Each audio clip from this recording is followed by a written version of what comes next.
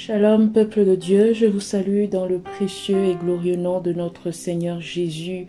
Alléluia, c'est celui en qui nous avons obtenu la rédemption, la rémission de nos péchés. Il nous a donné la vie éternelle par le prix de son sang, gloire et louange. À lui, aujourd'hui, nous nous retrouvons pour encore un moment de prière, un moment de louange, d'action de grâce à notre Seigneur qui est fidèle et qui veille sur nous. Nous allons louer le Seigneur, le remercier. Nous allons prendre ensemble le psaume 33 et le psaume 60. Donc le psaume 33 qui dit juste « Réjouissez-vous en l'Éternel, la louange sied aux hommes droits. Célébrez l'Éternel avec la harpe, célébrez-le sur le luth à 10 cordes. Chantez-lui un cantique nouveau, faites retentir vos instruments et vos voix, car la parole de l'Éternel est droite, et toutes ses œuvres s'accomplissent avec fidélité. Il aime la justice et la droiture, la bonté de l'Éternel remplit la terre. Les cieux ont été faits par la parole de l'Éternel, et toute leur armée par le souffle de sa bouche. Il amoncelle en un tas les eaux de la mer, il met dans des réservoirs les abîmes, que toute la terre craigne l'Éternel. Que tous les habitants du monde tremblent devant lui, car il dit et la chose arrive, il ordonne et elle existe. L'Éternel renverse les desseins des nations, il anéantit les projets des peuples. Les desseins de l'Éternel subsistent à toujours et les projets de son cœur de génération en génération. Heureuse la nation dont l'Éternel est le Dieu, heureux le peuple qu'il choisit pour son héritage.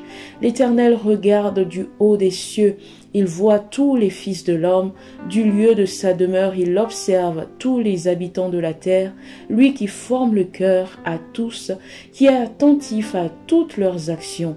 Ce n'est pas une grande armée qui sauve le roi, ce n'est pas une force qui délivre le héros.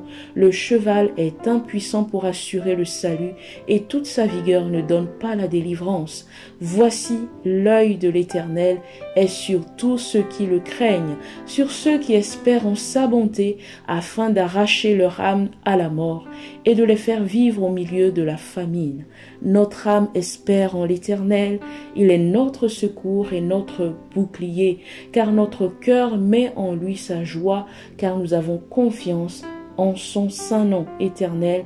Que ta grâce soit sur nous comme nous espérons en toi. Amen. Nous allons prendre le psaume 66 qui dit « Poussez vers Dieu des cris de joie. Alléluia, vous tous habitants de la terre, chantez la gloire de son nom, célébrez sa gloire par vos louanges.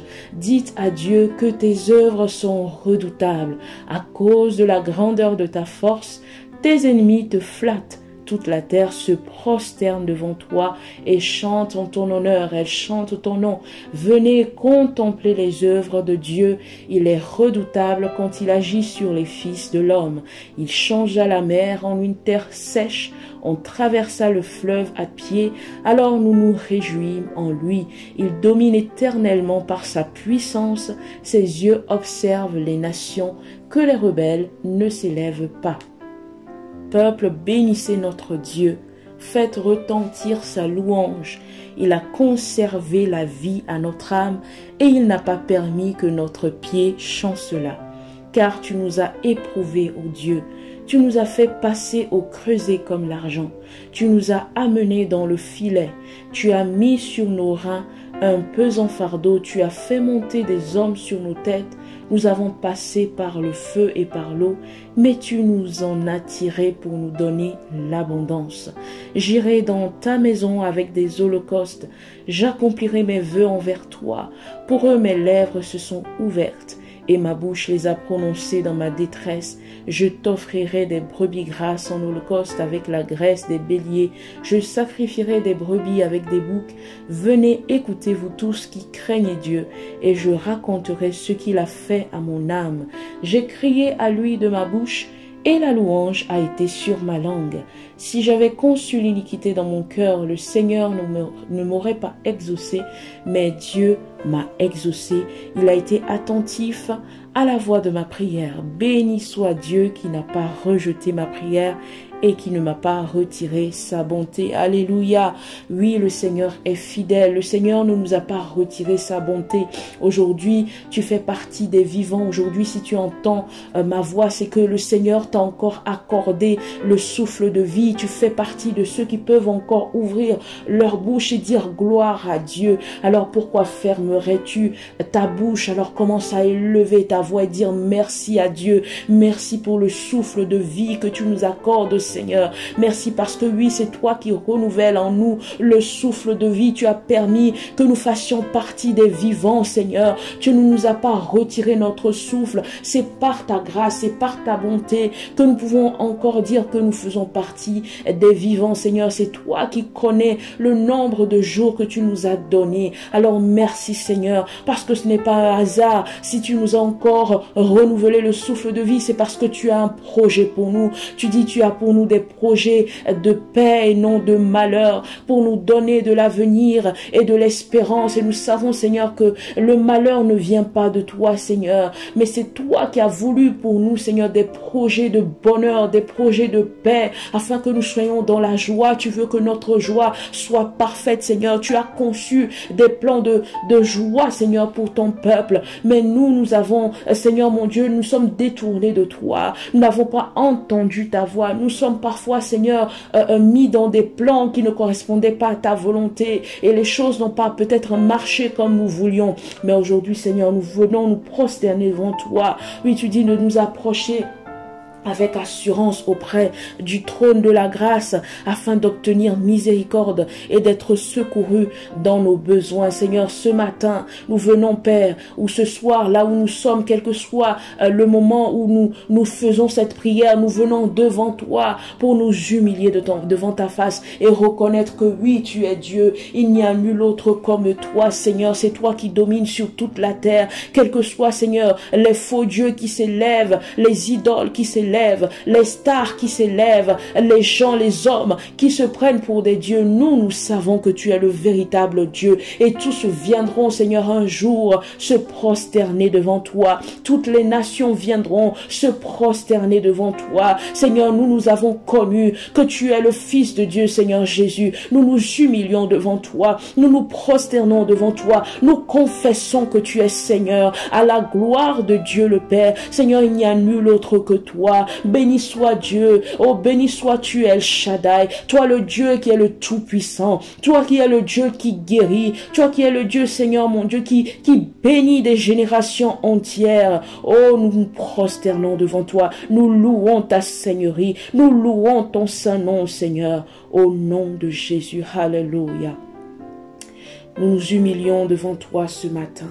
Ou ce soir, Seigneur, nous prions, Père, afin que tu entendes nos supplications, afin que tu entendes, Seigneur, nos prières, afin que, Père éternel, s'il y a du mal en nous, Père, que tu nous pardonnes. Seigneur, c'est toi qui sonde nos cœurs et nos reins. C'est toi qui vois s'il y a quelque iniquité que ce soit en nous. Père, tu ne voudrais pas nous condamner, mais tu voudrais nous amener, Père, à la repentance, au salut. Alors, ce matin, ce soir, nous venons nous humilier devant toi, Père éternel, afin que tu nous pardonnes. La Bible dit dans 2 Chroniques 7, verset 14, là le Seigneur dit, si mon peuple, sur qui est invoqué mon nom, s'humilie, prie et cherche ma face, et s'il se détourne de ses mauvaises voies, je l'exaucerai des cieux, et je lui pardonnerai son péché, et je guérirai son pays. Alléluia. La Bible dit dans Proverbe 28, verset 9, que si quelqu'un détourne l'oreille pour ne pas écouter la loi de Dieu, sa prière même est une abomination. C'est pourquoi, mon frère, ma soeur, là où tu te trouves, tu dois t'humilier devant le Seigneur. Tu dois demander pardon pour toute iniquité, pour tout péché, pour toute faute, pour le cœur que tu as, pour quelque chose que tu aurais fait, pour toute désobéissance dans laquelle tu marches et qui peut être comme un handicap, qui peut être comme un frein, qui peut être comme un mur entre toi et Dieu. tu dois t'humilier, demander pardon. Tu dois demander pardon devant le Seigneur et ouvrir ton cœur. Si le Saint-Esprit touche ton cœur actuellement, touche ton cœur sur quelque chose que tu as fait, commence à demander pardon. Commence à t'humilier devant Dieu. Dis, Seigneur, pardonne-moi. Oui, Père éternel, pardonne nos offenses, Seigneur. Nous ouvrons nos cœurs pour que, Seigneur mon Dieu, tu nous montres les choses qui sont dans nos vies et qui ne correspondent pas à ta volonté. Seigneur, nous avons peut-être pris des décisions, Seigneur, que tu nous avais interdit, mais pardonne-nous. Nous avons peut-être voulu emprunter un chemin que tu n'as pas agréé. Seigneur, pardonne-nous et détourne-nous des voies qui amènent, Seigneur mon Dieu, au mal et ramène-nous sur le chemin de la vie. Seigneur, pardonne-nous. Tu nous demandes de nous humilier devant toi et de prier, de chercher ta face et que nous nous détournions de nos mauvaises voies. Seigneur, oh, nous prions, Père éternel, afin que tu nous pardonnes, Seigneur mon Dieu, que tu nous laves, que tu nous purifies. Seigneur, nos robes, tu nous demandes de les laver dans le sang de l'agneau afin d'obtenir la purification, afin d'obtenir la justification. Toi qui es notre rédemption, toi qui es notre salut, Seigneur Jésus, toi qui es notre justification, nous prions en ton nom devant le trône de grâce afin d'obtenir miséricorde, afin d'obtenir le pardon de nos péchés, afin d'obtenir le salut. Toi qui nous entends en ce moment, peut-être tu n'as pas encore fait la paix avec Dieu. Le Seigneur Jésus t'appelle aujourd'hui. C'est lui qui est mort pour toi à la croix. Il a livré son corps pour que toi et moi nous puissions avoir la justification de nos péchés. Tout ce qui devait nous revenir comme châtiment, le Seigneur notre Dieu l'a fait retomber sur lui afin que toi et moi nous puissions être justifiés pour toujours. Si tu crois en cela, alors tu peux juste élever ta voix et demander pardon pour tes péchés et demander que le sang de Jésus qui a été versé pour toi à la croix de Golgotha ce jour, que ce sang qui parle plus que le sang d'Abel, que ce sang parle pour ta vie aujourd'hui. Tu peux bénéficier gratuitement du salut que nous avons en ce sang. Alors tu peux demander pardon, remettre ta vie à Jésus et dire que tu crois qu'il est le Fils de Dieu, que tu crois qu'il est mort pour toi, que tu crois qu'il est ressuscité d'entre les morts et tu crois que tu es justifié par le sang de Jésus. Alléluia. Alléluia. Nous allons prier ensemble. Le prophète Nathan est venu un jour auprès de David qui avait péché contre Dieu, qui avait même tué un homme et qui a commis un adultère. Mais lorsque le prophète Nathan est allé vers David, David a reconnu son péché. David s'est humilié devant Dieu. Il a dit, « Oh Dieu, aie pitié de moi dans ta bonté, selon ta grande miséricorde. Efface mes transgressions.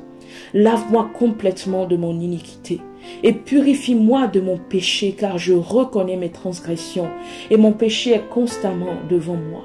J'ai péché contre toi seul et j'ai fait ce qui est mal à tes yeux, en sorte que tu seras juste dans ta sentence, sans reproche dans ton jugement.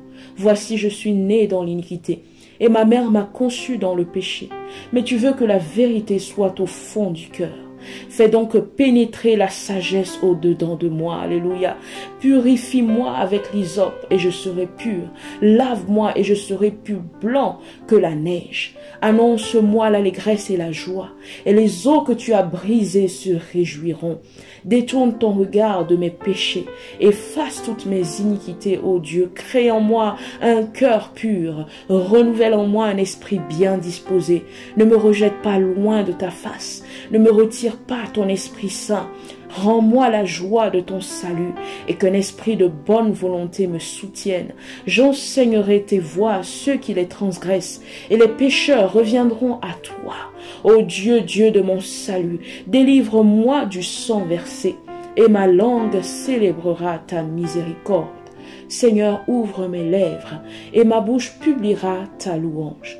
Si tu eusses voulu des sacrifices, je t'en aurais offert.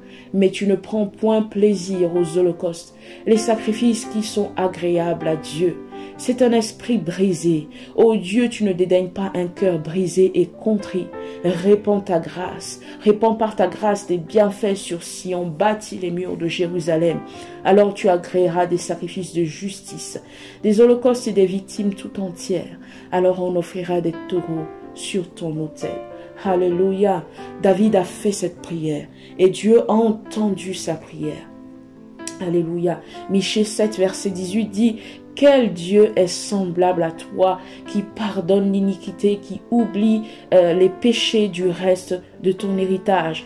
Il ne garde pas sa colère à toujours, car il prend plaisir à la miséricorde. Amen. Notre Dieu est un Dieu qui prend plaisir à la miséricorde. Alors si tu reconnais que tu es un pécheur, si tu reconnais le mal que tu as fait, si tu reconnais une chose sur laquelle le Saint-Esprit est en train de te convaincre, alors ouvre simplement ta bouche, demande pardon et tu peux être sûr que ton péché est expié, que le Seigneur a pardonné ton péché, car le sang de Jésus a été versé. Si nous reconnaissons ce que nous avons fait de mal et que nous confessons cela de notre bouche, que nous nous repentons, que nous tournons le dos à ce péché, le Seigneur l'efface, le Seigneur oublie toutes nos iniquités. Alléluia. Nous allons prier, nous humilier encore devant le Seigneur pour entendre sa voix et prier pour qu'il nous guérisse. Il dit: je suis l'Éternel qui te guérit. Exode 15, le verset 26 dit: si tu écoutes attentivement la voix de l'Éternel, ton Dieu, si tu fais ce qui est droit à ses yeux,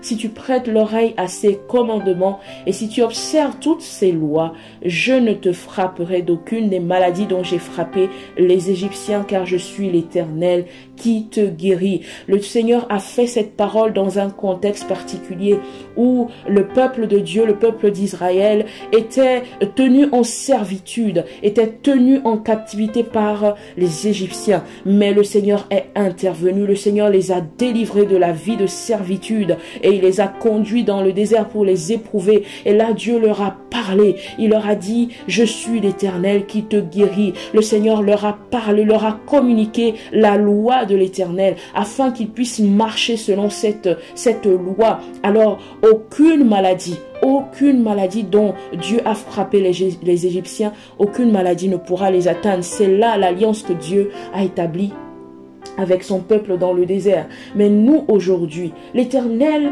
a concrétisé cette guérison dans nos vies. Si Dieu guérit, c'est que nous sommes malades. Alléluia. Si Dieu guérit, c'est que nous sommes malades. Dieu a envoyé son Fils Jésus, qui est la parole faite chair. Il est venu sur la terre pour que toi et moi, nous ne soyons plus dans la maladie. Nous ne soyons plus sous la malédiction. Nous ne soyons plus sous le joug de la servitude. Luc 4, verset 18. Là-bas, le Seigneur Jésus a commencé à parler lorsqu'il était dans la synagogue. Il dit: l'Esprit du Seigneur est sur moi.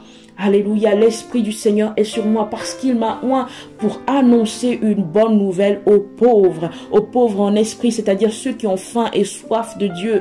Il m'a envoyé pour guérir ceux qui ont le cœur brisé. Si tu as le cœur brisé, mon frère, ma soeur, le Seigneur Jésus a été envoyé pour toi. Il dit: j'ai été envoyé pour proclamer aux captifs la délivrance. Si un domaine dans ta vie où tu es retenu captif comme le peuple d'Israël par les Égyptiens, si tu vois que dans ta vie, il y a quelque chose qui ne marche pas, qui est comme retenu en captivité, quelque chose qui est bloqué dans ta vie, le Seigneur Jésus a la clé pour toi. Et il dit: je suis venu pour que les aveugles aient le recouvrement de la vue. Il ne parle pas seulement d'être aveugle de vue naturelle, il parle aussi de l'aveuglement spirituel, parce que tu peux voir de tes yeux physiques, mais spirituellement tu es comme aveugle. Tu as besoin de voir les choses en esprit. Le Seigneur peut te donner le recouvrement de la vue. Il dit: je suis venu pour renvoyer libres les opprimés et pour publier une année de grâce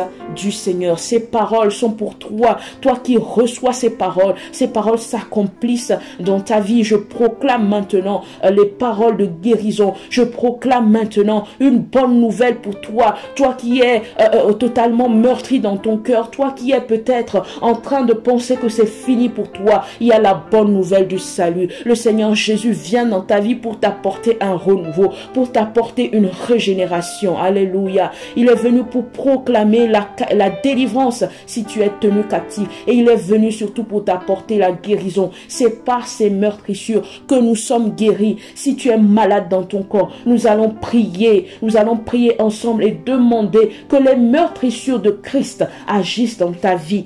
Alléluia. Nous allons lire ensemble Luc 7, le verset 11 à 23. Qu'est-ce qui se passe dans ce passage? Il est écrit: le jour suivant, Jésus alla dans une ville appelée Naïn. Et ses disciples et une grande foule faisaient route avec lui. Lorsqu'il fut près de la porte de la ville, voici, on portait en terre un mort, fils unique de sa mère qui était veuve. Et il y avait avec elle beaucoup de gens de la ville. Le Seigneur, l'ayant vue, fut ému de compassion pour elle. Alléluia. Est-ce que tu vois? Le Seigneur fut ému de compassion pour elle. Aujourd'hui, ta situation, sache que le Seigneur voit ta situation. Et le Seigneur est ému de compassion pour toi. Alors, il a répondu à cette femme: ne pleure pas. Ne pleure pas. Peut-être tu es en train de pleurer, tu es en train de gémir, mais le Seigneur va d'abord commencer par te dire: ne pleure pas. Le Seigneur veut essuyer tes larmes. Le Seigneur veut t'apporter la paix. Le Seigneur veut t'apporter une paix qui surpasse toute intelligence. Maintenant, les cœurs qui sont bondés de larmes, les yeux où des larmes coulent, Seigneur, apporte, Seigneur, la paix, apporte la consolation. Tu es le Dieu de consolation. Il dit: s'approcha et toucha le cercueil. Le cercueil représente là où toutes les choses qui sont mortes dans ta vie sont garées, sont comme emprisonnées. Ça représente le lieu où les choses sont comme garées dans ta vie. Le lieu où les choses sont comme bloquées dans ta vie. Il n'y a plus d'avancement possible. Tout est comme mort. Mais le Seigneur va toucher ce cercueil où les choses sont comme bloquées, sont comme mortes. Le Seigneur va toucher ce cercueil aujourd'hui. Alléluia. Et ceux qui le portaient s'arrêtèrent. Il dit: jeune homme, je te le dis, lève-toi. Ce matin, ce soir, là où tu es, commande dans le nom de Jésus que tout ce qui est mort commence à commander, qu'il y ait la vie qui se lève, qu'il y ait la vie qui vienne dans ces choses et que ces choses se lèvent dans le nom de Jésus. Alléluia. Et le mort s'assit et se mit à parler. Et Jésus va rendre ce mort à sa mère. Tous furent saisis de crainte et ils glorifiaient Dieu en disant: un grand prophète apparut parmi nous et Dieu a visité son peuple. Notre Dieu est un Dieu qui visite son peuple. Cette parole sur Jésus se répandit dans toute la Judée et dans tout le pays d'alentour. Alléluia. Mais quelque chose va se suivre. C'est que Jean, le prophète Jean-Baptiste, fut informé de toutes ces choses par ses disciples. Il en appela 2 et les envoya vers Jésus pour lui dire: es-tu celui qui doit venir ou devons-nous en attendre un autre? Jean le Baptiste était dans ce contexte. En prison, il était mis en prison. Et Jean était un homme qui avait reçu la révélation que Jésus était l'agneau de Dieu qui ôte le péché du monde, que Jésus est le Christ et qu'il n'est même pas digne de délier la couronne de ses souliers. Et Jésus a été même baptisé par Jean dans le Jourdain. Mais lorsque la situation de Jean s'est dégradée, lorsque Jean s'est retrouvé en prison, alors il a commencé à douter. Les disciples lui ont rapporté même qu'un mort a été ressuscité par Jésus. Mais malgré cette bonne nouvelle, Jean a été comme ébranlé quand même parce que sa situation d'emprisonnement était pour lui comme une occasion de découragement, une occasion de perdre la foi, une occasion de ne plus croire que Jésus était le Messie, que Jésus était celui qui était venu pour apporter la guérison, pour apporter la résurrection pour ceux qui sont morts, pour apporter une guérison pour ceux qui étaient malades. Alors Jésus va répondre. Il dit: allez rapporter à Jean ce que vous avez vu et entendu. Les aveugles voient, les boiteux marchent, les lépreux sont purifiés, les sourds entendent, les morts ressuscitent. La bonne nouvelle est annoncée aux pauvres. Heureux celui pour qui je ne serai pas une occasion de chute. Alléluia. Jésus répond cette parole pour Jean. Est-ce que tu es comme Jean ce matin, ce soir? Es-tu comme Jean qui, à cause de la prison dans laquelle il s'est retrouvé, a commencé à douter de la fidélité de Dieu, a commencé à se demander si Jésus était celui qui devait venir ou est-ce qu'il doit encore attendre quelqu'un d'autre? toi qui avais mis ta confiance en l'Éternel, toi qui avais mis ta confiance en Jésus, à cause de cette situation dans laquelle tu te trouves, tu commences à douter, tu commences à te demander si Jésus est toujours Seigneur, si Jésus est toujours le Christ, si celui qu'on t'a prêché est toujours le même. Mais Jésus te répond ce matin, ce soir. Jésus dit qu'on te rapporte au travers de moi, au travers de ma voix aujourd'hui. Il dit les aveugles voient. C'est moi qui ai donné le recouvrement de la vue aux aveugles. C'est moi qui donne aux boiteux de marcher. C'est moi qui purifie les lépreux. C'est moi qui permet à ce que les sourds entendent. C'est moi qui permet à ce que les morts ressuscitent. C'est moi qui apporte la bonne nouvelle aux pauvres. Et je n'ai pas changé. Je suis celui qui est. Je suis l'Éternel Dieu qui te guérit. Le Seigneur t'envoie cette parole prophétique. Je suis l'Éternel qui te délivre de la mort. Je suis l'Éternel qui touche ton cercueil aujourd'hui. Je suis l'Éternel qui est capable de te délivrer de la situation de mort spirituelle. Je suis l'Éternel qui est capable de te libérer comme j'ai libéré mon peuple de la servitude. Oh, Sarabashakata. Commence à prier maintenant. Commence à élever ta voix. Si tu parles en langue, commence à prier en langue. Alléluia. Celui qui prie en langue, élève des paroles vers l'Éternel. Élève des paroles vers l'Éternel. Il prie des mystères, dit la parole de Dieu. Robashakata karaba shete kerebro kondaraba sataraba. Rikotorobo shakataraba yandaraba shekete kerebo. Oh Seigneur Jésus, maintenant Seigneur, je prie que toute personne qui entend cette parole, Éternel, je prophétise sur sa vie en ton nom, Seigneur Jésus, que tu recouvres la vue maintenant, là où tu es tenu en captivité, là où tes yeux sont comme bandés. Maintenant, je prie que le recouvrement de la vue vienne sur ta vie dans le nom de Jésus. Si tu n'arrivais plus à voir, si ta vision est comme enlevée, maintenant retrouve la vision de Dieu pour ta vie.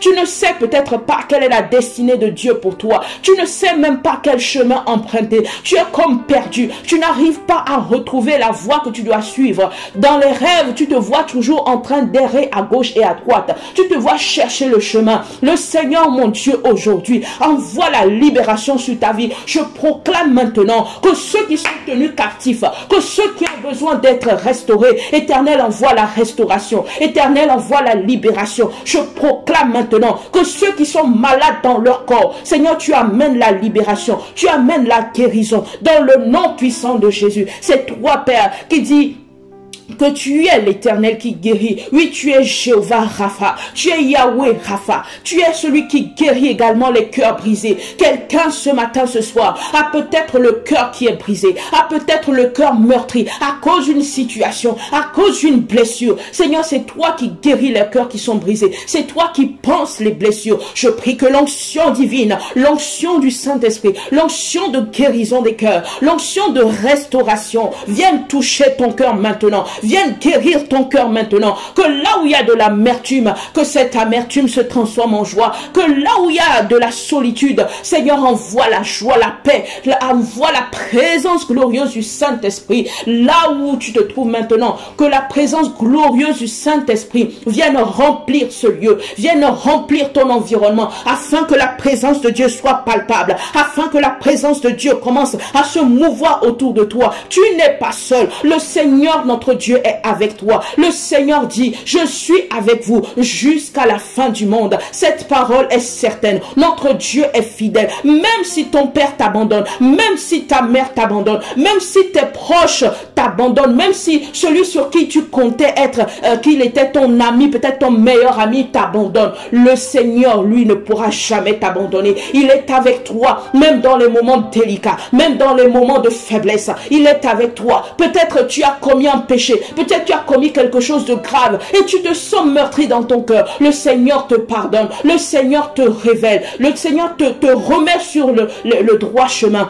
Si tu crois cela, commence à proclamer la joie, commence à proclamer la miséricorde de Dieu sur ta vie, commence à proclamer la grâce de Dieu sur ta vie. Oui, parce qu'il est le Dieu de restauration, il est le Dieu de régénération, il est le Dieu qui peut te donner un nouveau départ, il est le Dieu qui peut te tracer une route nouvelle. Là où tu crois que tu es arrivé dans un sentier où il n'y a plus d'issue possible, je dis le Dieu que j'adore, c'est le Dieu qui est capable de t'amener sur une nouvelle route où tu peux voir tout d'un coup quelque chose s'éclaircir. Si les ténèbres étaient autour de de toi. Maintenant, je proclame que la lumière de Dieu vienne sur ta vie. Si tu es malade dans ton corps, si tu es comme tenu en captivité dans ton corps, maintenant je proclame la délivrance, que l'onction de guérison du Saint-Esprit, la puissance de Christ qui a ressuscité Jésus d'entre les morts, la puissance de Jésus, la puissance du Saint-Esprit, maintenant elle vient aussi sur toi. Et ton corps qui est maintenant, qui était jadis tenu comme en captivité, ton corps qui était comme meurtri, maintenant ce corps retrouve la vie de Dieu. Que l'Esprit de Dieu repose sur toi.